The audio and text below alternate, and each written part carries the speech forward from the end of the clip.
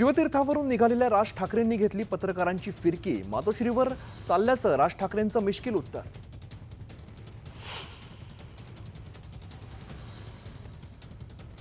सामनाच्या मुखपृष्ठावरती अनेक वर्षांनंतर झळकला राज आणि उद्धव ठाकरेंचा फोटो। युतीच्या चर्चा सुरू असताना सामनात झळकलेल्या फोटोची राजकीय वर्तुळात जोरदार चर्चा।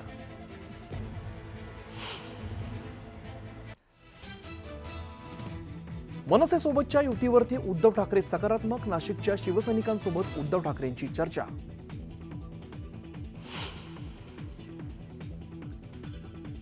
तुमच्यात जेवढा उतावळेपणा दिसतोय तेवढा ठाकरे बंधूंमध्ये दिसत नाही। राज उद्धव ठाकरेंच्या संभाव्य युतीवर मुख्यमंत्र्यांचा खोचक टोला। तर कोणालाही कोणासोबत युतीचा अधिकार, शिंदेंची प्रतिक्रिया।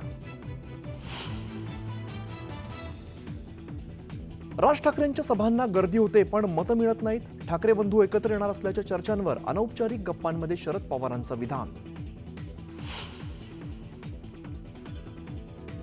महाराष्ट्रातील निवडणूक म्हणजे मॅच फिक्सिंग। राहुल गांधींच्या आरोपांमुळे राजकारण तापलं, तर सत्ताधाऱ्यांवरती राहुल गांधींच्या आरोपांना जोरदार प्रत्युत्तर। उद्धव ठाकरेंचा मुलगा हा पावसाळ्यामध्ये जेलची वारी करू शकतो अशा पद्धतीची सगळी माहिती त्या केसमध्ये आहे। आदित्य ठाकरे पावसाळ्यापर्यंत जेलमध्ये जातील या गोष्टीवरून लक्ष हटवण्यासाठी ठाकरे बंधू एकत्र येण्याच्या चर्चा। नितेश राणेंचा उभाटावर हल्लाबोल।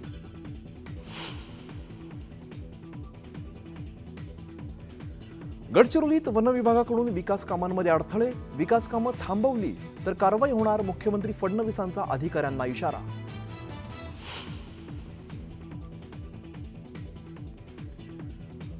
हगवणे मायलेकांसह 6 आरोपींना 14 दिवसांची न्यायालयीन कोठडी। जेसीबी गैरव्यवहार प्रकरणी राजगुरुनगर कोर्टाचा निर्णय। तर निलेश चव्हाणलाही 19 तारखेपर्यंत न्यायालयीन कोठडी।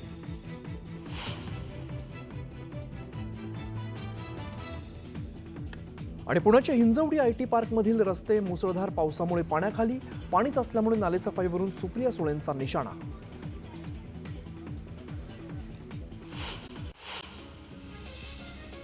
पूर्णमध्ये झालेल्या मुसळधार पावसामुळे अनेक वाहनं पाण्यात अडकली। सखल भागात पाणी साचल्यानं पाण्यातून वाट काढताना वाहन चालकांना त्रास सहन करावा लागला।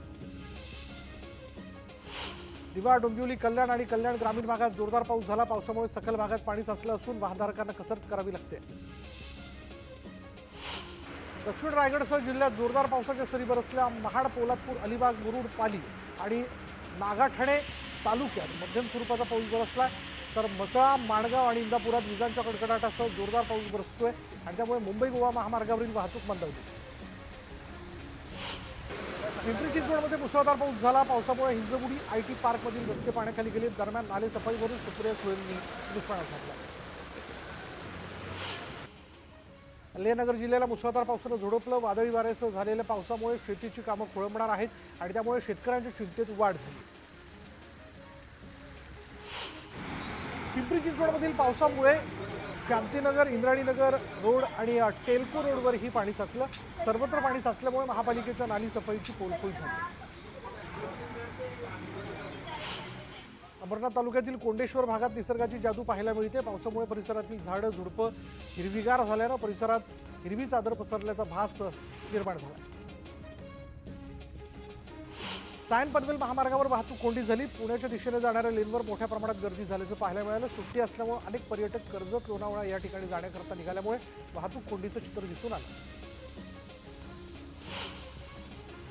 मी मातोश्रीवर चाललोय। शिवतीर्थावरून बाहेर पडताना राज ठाकरेंनी असं विधान केलं। राज ठाकरेंनी पत्रकारांची फिरकी घेत मातोश्रीवर चालल्याचं मिश्किल उत्तर दिलं।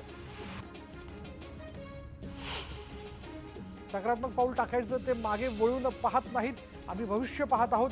आमची भूमिका स्पष्ट आहे। महाराष्ट्राचं वर्तमान आणि भविष्य नष्ट करण्याचं काम देवेंद्र फडणवीस आणि अमित शहा करतात असा टोला राहुल गांधींनी लगावला। विनो मोरियाच्या प्रकरणावरून लक्ष हटवण्याकरता ठाकरे बंधू एकत्र येण्याची चर्चा सुरू झालेली आहे। आदित्य ठाकरे पावसाळ्यापर्यंत जेलमध्ये जातील या गोष्टीवरून लक्ष हटवण्याचा हा केबिलवाणा प्रयत्न आहे अशी टीका नितेश राणे यांनी केली। मनसेचे मुंबईतील एकमेव माजी नगरसेवक संजय तुरडे यांनी शिवसेनेत प्रवेश केला। कलिना परिसरातील मनसे पदाधिकाऱ्यांसह त्यांनी शिवसेनेत पक्षप्रवेश केला। बीड जिल्ह्यातील 1.5 लाख शेतकऱ्यांचा 118 कोटींचा विमा वर्षभरानंतरही रखडलाय। मागच्या वर्षी खरीप हंगामात झालेल्या नुकसानीची भरपाई अद्याप शेतकऱ्यांना मिळालेली नाही. दरम्यान विमा कंपनीकडून चालढकल होत असल्याचा आरोप शेतकऱ्यांनी केला. पालघरच्या केळवे रिसॉर्टवर अल्पवयीन मुलीवर झालेल्या गोळीबार प्रकरणात पालघर पोलिसांची संशयास्पद भूमिका समोर आली आहे. रिसॉर्ट मालकाचा आरोपीला विनापरवाना गावठी कट्टा बाळगण्यास परवानगी दिल्याची गोष्ट पोलिसांनी तपासातून वगळली आणि त्यामुळे पोलीस संशयाच्या भोवऱ्यात आले. बकरी ईदच्या दिवशी दुर्गाडी किल्ल्यावर हिंदूंना प्रार्थनेची परवानगी नाकारल्याच्या निषेधार्थ उभाटाकडून घंटानाद आंदोलन करण्यात आलं. मंदिर बंद करण्याच्या प्रशासनाच्या उभाटाने निषेध व्यक्त केला. नागपूर ग्रामीण पोलिसांनी मध्य प्रदेशातील गोवंश तस्करांच्या एका टोळीचा पर्दाफाश केला. मध्य प्रदेशातील जबलपूरहून नागपूरकडे येणारी कार ताब्यात घेत पोलिसांनी 6 गायींची सुटका केली. इंदापूर तालुक्यात सण उत्सवांच्या पार्श्वभूमीवर कायदा आणि सुव्यवस्थेच्या दृष्टीने भिगवण पोलीस स्टेशनच्या वतीनं रूट मार्च काढण्यात आला. बकरी ईद आणि धर्मवीर संभाजी महाराज जयंतीच्या निमित्तानं नागरिकांमध्ये शांतता आणि सलोखा अबाधित राहावा यासाठी पोलिसांकडून खबरदारी घेतली जाते. बकरी ईदच्या निमित्तानं सोलापुरातील व्यापाऱ्याने तब्बल 190 किलोचा बोकड बाजारात विक्रीसाठी आणला आणि या बोकडाची किंमत 3 ते 4 लाख रुपये असून याला दररोज संध्याकाळी 2 लिटर दूध पिण्यासाठी दिलं जातं. आंबेगाव तालुक्यातील एकलहरे इथे पुणे नाशिक महामार्गावर कळंब बायपास सुरू होणारा छेद रस्ता हा अपघाताचा ब्लॅक स्पॉट ठरला. या ठिकाणी अपघातात 10हून अधिक प्रवाशांनी जीव गमावल्यानं संतप्त नागरिकांनी रुग्णवाहिका आडवी लावत पुणे नाशिक महामार्ग अडवला. छत्रपती संभाजीनगरमध्ये बहुचर्चित आदर्श महिला बँक घोटाळ्यात 1461 ठेवीदारांचे अडकलेले 7 कोटी 9 लाख रुपये ठेवीदारांच्या अकाउंटमध्ये जमा झालेत आणि या ठेवीदारांनी पैसे मिळावेत यासाठी 2 वर्ष आंदोलन केलं. संभाव्य पूर्व परिस्थितीच्या पार्श्वभूमीवर सांगली जिल्हा प्रशासनाकडून आपत्ती व्यवस्थापनाचा आढावा घेण्यात आला आणि आपत्ती यंत्रणेकडे असणाऱ्या बोटींसह विविध साहित्यांची पाहणी जिल्हाधिकाऱ्यांनी केली. सांगलीच्या मिरजेत प्रसिद्ध सिने अभिनेते सयाजी शिंदेच्या उपस्थितीत पर्यावरण दिन पार पडला आणि या निमित्तानं महात्मा गांधी चौकी पोलीस ठाण्यात आणि मिरज शासकीय रुग्णालयात अभिनेते सयाजी शिंदे यांच्या हस्ते वृक्षारोपण करण्यात आलं. अकोल्यात पैगंबर मोहम्मद यांच्या विरोधात वादग्रस्त वक्तव्य केलेल्या उमेश पुरीच्या निषेधार्थ अकोल्यात जनसत्याग्रह संघटनेच्या वतीने तीव्र आंदोलन करण्यात आलं. बस स्टँड चौकात उमेश पुरीचा पुतळा जाळण्यात आला आणि जोरदार घोषणाबाजी करत अटक करण्याची मागणी करण्यात आली. बीडच्या पाटोदा तालुक्यातील उंकडा इथल्या तलाव परिसरात हजारो रुपयांचा औषध साठा अर्धवट जळालेल्या अवस्थेत सापडला आणि त्यामुळे परिसरातील नागरिकांसह प्राण्यांच्या आरोग्याच्या दृष्टिकोनातून हानिकारक असल्यानं गुरांना विषबाधा होण्याची शक्यता आहे. चांदोड भागात बिबट्याचा धुमाकूळ सुरूच आहे. बिबट्याच्या हल्ल्यात एका शेतकऱ्याचा जागीच मृत्यू झाल्याची घटना ताजी असतानाच घराबाहेर झोपलेल्या महिलेवर बिबट्यानं हल्ला केला आणि या हल्ल्यात महिला गंभीर जखमी झाली आहे. चिपळूण कराड मार्गावरील कुंभारली घाटात संरक्षक भिंत कोसळल्यानं रस्ता खचण्याचा धोका निर्माण झाला. त्यामुळे रस्ताही खचला तर घाटातील वाहतूक बंद होण्याची भीती वर्तवण्यात येते. बीडच्या चाकणवाडी इथल्या आंतरराष्ट्रीय कथाकार पंडित प्रदीप मिश्रा यांच्या शिव महापुराण कथेचं आयोजन करण्यात आलं आणि यासाठी 5 लाख स्क्वेअर फुटाचा वॉटरप्रूफ मंडप घालण्यात आला. राज्यातील 5,48,000 धान उत्पादक शेतकरी बोनसच्या प्रतीक्षेत आहेत. 5 महिने उलटूनही धान पिकाला बोनस न मिळाल्यानं शेतकरी हवालदिल झालाय. हिवाळी अधिवेशनात 20,000 रुपये हेक्टरी बोनस देण्याचं आश्वासन दिलेलं होतं, मात्र तेही पूर्ण न झाल्यानं संताप व्यक्त करण्यात आला. रायगडच्या रोहा शहरात कुंडलिका नदीच्या तीरावर उभारण्यात आलेल्या शिवसृष्टीचं लोकार्पण खासदार सुनील तटकरे यांच्या हस्ते पार पडलं आणि या कार्यक्रमाला आदिती तटकरेंसह अनिकेत तटकरेही उपस्थित होते.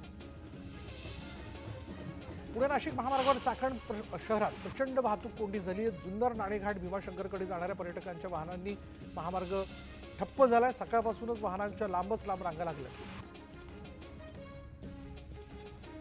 कुडाळमधील नेरूर वाघोसेवाडी इथे ॲटलन्स मॉथ नावाचं दुर्मिळ फुलपाखरू आढळलंय. आशियातील जंगलांमध्ये आढळणारं हे एक मोठं सॅच्युरनिड फुलपाखरू आहे. हे फुलपाखरू 12 इंच इतकं मोठं असून या पाखराचा वरचा भाग लालसर तपकिरी रंगाचा आहे. आयुर्मान कमी असल्यामुळे ही फुलपाखरं दिवसा विश्रांती घेतात आणि रात्री उडतात. वर्ध्यात बाल संगोपन योजनेचा बोजवारा उडाला. जिल्ह्यातील महिला आणि बालविकास विभाग पांढरा हत्ती ठरला असून 2,937 लाभार्थी अद्यापही लाभापासून वंचित आहेत, तर एकल महिलांना 2,250 रुपयांचा लाभ मिळाला आहे. संत तुकारामांच्या पालखी सोहळ्याला अवघे काही दिवस शिल्लक राहिले, त्यासाठी देहू देवस्थानची जोरदार तयारी सुरू आहे. संत तुकाराम महाराजांचा पालखी रथ देहू ते पंढरपूर दरम्यान पालखी मार्गस्थ होणार असल्यानं त्या रथाची डागडुजी तसंच चौघडा बैलगाडीचं काम वेगाने सुरू आहे.